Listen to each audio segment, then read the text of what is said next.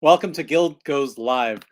This time with Ed Shems. Typically, it's with the Guild president, who is Yannick DaCosta. And unfortunately, she's on an airplane right now traveling, so she couldn't make it today. So she asked me, Ed Shems, the Guild's BFF, to come along and talk to you all. I'm only going to be talking for about 15 minutes. It's going to be real quick, but I have some thoughts. And I want to tell you a little bit about the Guild. So I hope that you'll kind of listen in for a moment or rewind later on if you catch this late. But of course you wouldn't hear me say that because you're already 2 minutes ahead of me. So how's the weather 2 minutes ahead? Everything okay? I hope so. I'm the Guild's BFF. What does that mean? I don't have any real position on the board, but I've been a volunteer for so long that I dabble in whatever I can. And I'm on the advocacy uh, board. I'm on the handbook committee. That's what That's what the word is. Advocacy committee and the handbook committee. And there's so much great work that the Guild does. So if you don't know anything about the Guild, if you want to know something in particular, you can comment. I'm going to see the comments come up, or you can do it later. I'll check later, just to see how many views I've had. Ego, right? So I'm coming to you live from Boston, and the weather is a little bit cool, but the weekend is looking real good. And like I said, I've been a Guild member for, oh my gosh, a really long time, and a volunteer for a very long time, 20, 25 years, something like that.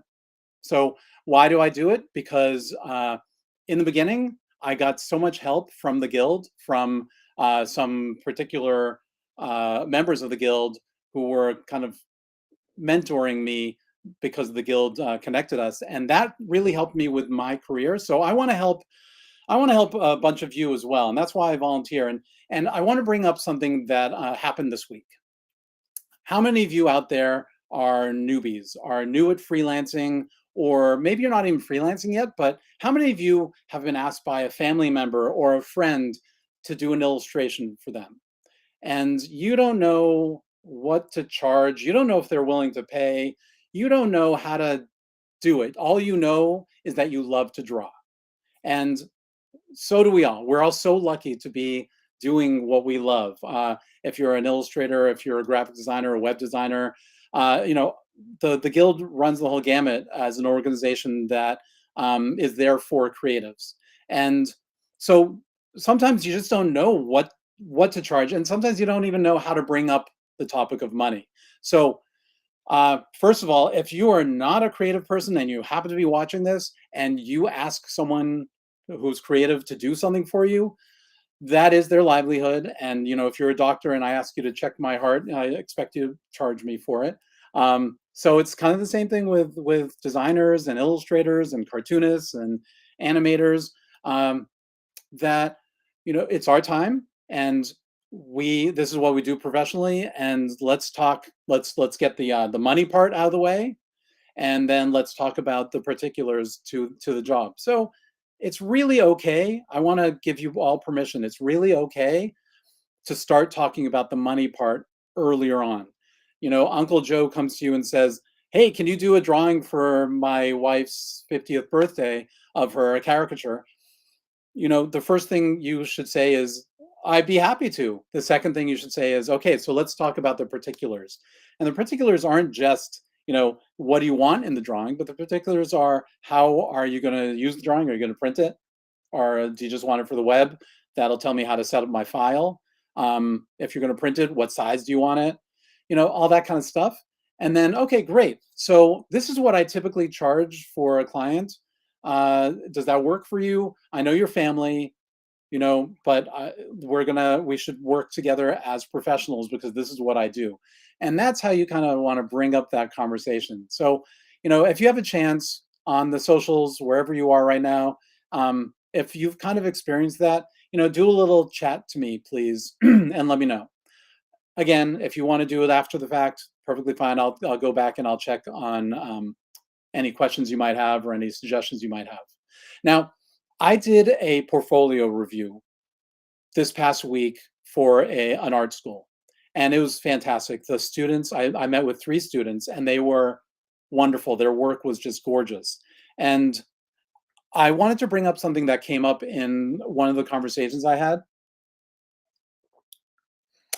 This particular graduating senior was showing me her work, and it was wonderful characters that she draws. And typically, she'll draw characters of friends. Like, so, sorry, let me rephrase that. Her friends have created characters, and her friends ask her to do the drawing of those characters. Um, so they ask her to do these drawings, and then she gives them the drawings, and she didn't. And I noticed one thing: she didn't have her name on the drawings, and she was really and I brought that up, and she said she was really uncomfortable with the idea of putting her name on a drawing that of someone else's character. And I said, okay, wait a minute. Let's talk about that. How this is your drawing, whether or not this is their character, they only art directed you.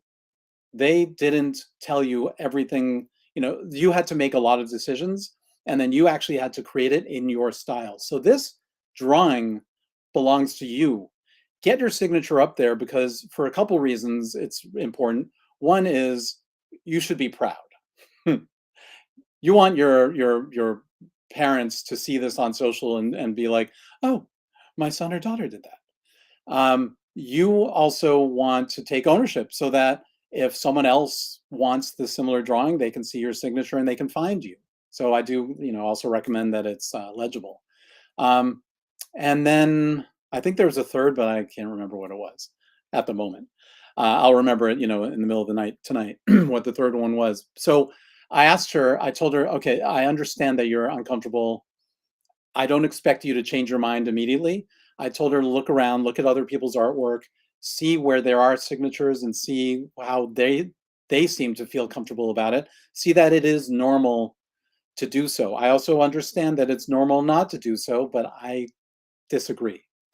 So in the end, she's going to make her own decision, but based on observation and based on a little bit more information. So if I could just, I don't like the trend of people not putting their names on the artwork that they create. It belongs to you. You created that. And then the next question was, okay, now what happens with this artwork? Who does it belong to? Do you have a contract? And she said, wait, what do you mean? And I said, you are the artist. You get to decide how you're going to use that art, how you're going to let other people use the art, um, and what parameters they have, and even what you're going to charge them. And she said, really? Like, I can make those decisions? And I don't fault her at all. And I don't fault the art school either. I think it's kind of like, um, it's kind of the business side of running a business, a creative business, is a little tough to wrap your head around. So Paula just gave me a little message here that said the idea of the character doesn't have ownership. The tangible form can be copyrighted. Yeah, so the idea can't be copyrighted, but the tangible illustration of it can. You own, so she, in this case, she owns the copyright. The minute she has finished creating it, she owns the copyright to that image.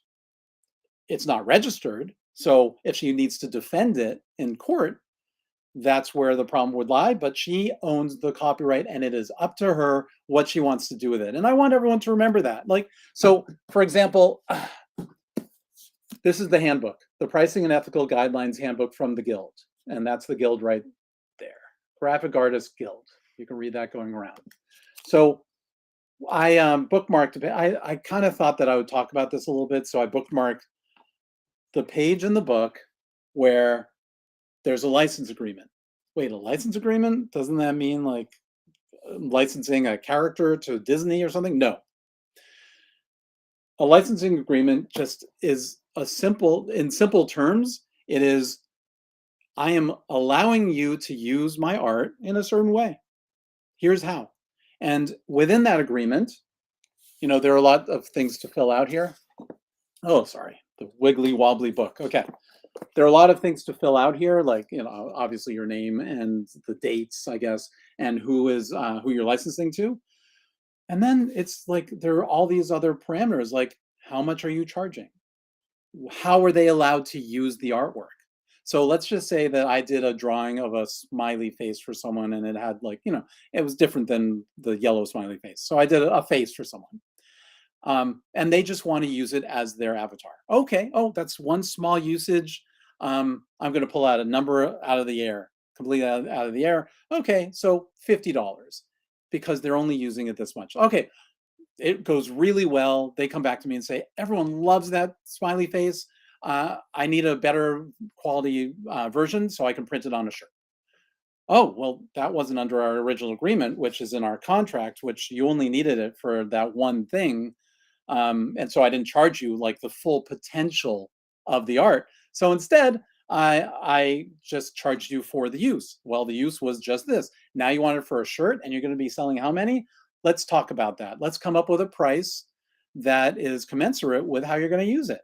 So then they come back to you later on and they say, oh, it's huge, I want to turn this guy into a character that has its own cartoon show. Well, now imagine if I had given them all the rights for $50 because all I thought that they were going to do was use it for their avatar, but now it's this huge thing and now they're going to use it in an animation, and that animation might end up being moved to a movie, become a movie, and they're going to make millions of dollars, and I've made $50 for the design of this character. That's what I want you all to think about. You have control. You have to think about the control. Now, you don't have to buy this book. I know I'm not supposed to say that. No, everyone's cool. Don't worry. Um, but you have to think about that stuff.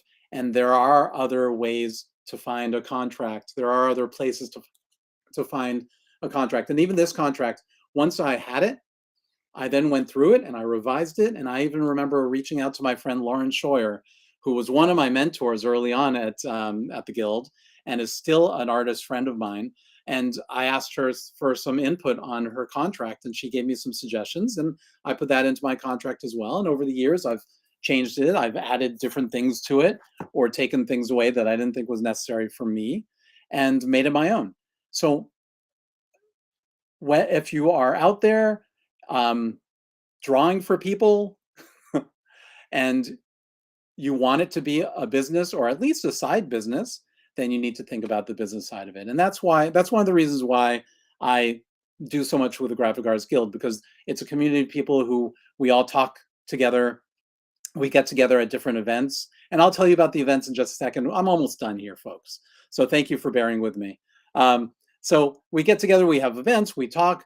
If there's an issue that, I'll bounce it off of someone else in the guild or another member of the guild and get their input. If they need some information or they need a different way to think something through, I'm happy to lend an ear. And that's why I love to be a member of the guild. I love to be surrounded by community. And anyone who's come to one of my events knows that I talk about community all the time. Pat, how you doing? Nice to see you. Nothing's up. So I'm all about community. I'm all about making sure that you are surrounded by other artists, other creatives, other designers, other whatever you do. Make sure that you have people to talk to and bounce things off of, and that you can knock some sense into them. They can knock some sense into you when you need it. That's the most important thing for like being off on your own. Like, this is my studio. There's no one for me to talk to here. There's no one for me to be like, hey Joe, is this the right price? Yeah. I don't know why I keep using the word Joe, the name Joe. There's no one there. There's really no one there. There's a punching bag. I have a punching bag right there, and I have a pull-up bar right there as well. So I talk to them from time to time, just between you and me. So there's Freelance Fandango. I think that's every Sunday. Pat, come on, no one will listen to you? Well, then you should come join us. I'll listen to you. Just remind me though, okay? So Pat, why don't you come to either Creative Trivia Night, which is May 11. There's Freelance Fandango, I already mentioned, is I think every Sunday. And it's supposed to be an amazing event. I just can't make it on the weekends personally. You're too old. I don't believe you, Pat. Thank you for the chat, Pat. But no, you can come to Show Off and Tell. The next one is May 24. It's on Zoom. It's free. It's open to anyone. You just have to sign up ahead of time on the Guild's website. You go to the calendar, You find the event, you click, you sign up, and then you get a link to, I was about to say a Zoom link. That would be great, right? Um, there is a West Coast chapter, LinkedIn user. I'm sorry, I can't see your name as it comes up here. There's the office is in New York, but we have chapters, regions rather, all over the country, and so there is a Western Western region. I am in the New England region, but we all do stuff together. We all do events together. So again, we have Guild goes live every month, and Yannick is going to be the one running that, as long as she's not on an airplane. There's Freelance Fandango every Sunday. There's Creative Trivia Night on May 11. Joe Kendra has put together some great questions. This is like our fourth one, maybe fifth one, and it's always really awesome. Pat, it's okay you're in Nevada. We'll still take you. There's Mind Your Creative Business. Oh, so Terrence Moline and I, every month, and we might do it a little more often, we come on here and we go live and we just talk about business. We talk about the business of being a creative or running a creative business. So I hope you all will join us. It's just, you don't have to do anything. You don't have to sign up for anything. You just have to show up on those days. So May 17, I think we go on at what, 12? Paula, is it 12? Oh boy. And then there's Show Off and Tell on May 24th. So, join us, or if not us, join some other community, connect with your alma mater and do events with them, go to events, connect with people, and just do what feels natural for you, and find a community that's comfortable. So the trivia night, it's Creative Trivia Night, Julie. Thanks for asking. She asked, is the trivia night related to the industry or general knowledge? So when you say general knowledge, I go general knowledge. So Creative Trivia Night is all about different design questions. There were questions about color theory, questions about famous artists. I'll give you a hint. One of the answers is Milton Glaser. That was from a previous one, though. So it's really a lot of fun, and it's very informal. Everyone's really cool. Oh, Pat, you watched a few episodes, enjoyed them, especially the Kung Fu edition. I remember you, Pat. I do.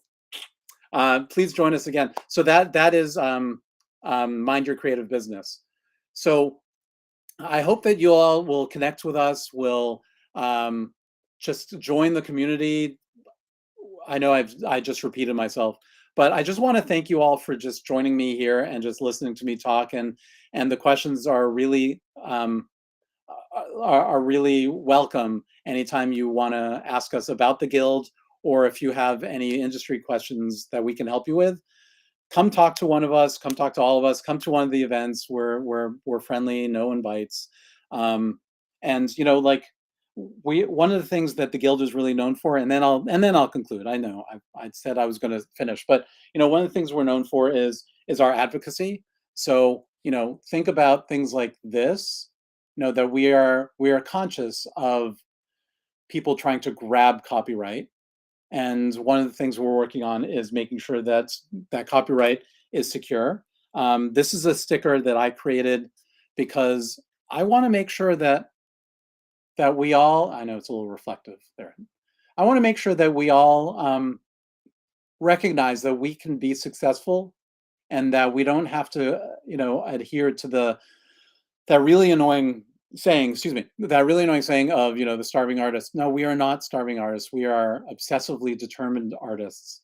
And that's how we need to run our business. But the most important thing is to remember that what we're running is a business, and we have to treat it that way. Thank you all for coming. I look forward to seeing you again sometime soon. And Paula behind the wheels over there, I want to thank you for making this run so smoothly, so wonderfully. Next time, maybe my office will be a little cleaner. I can't promise anything, though. Thanks, everyone. Have a great, great weekend.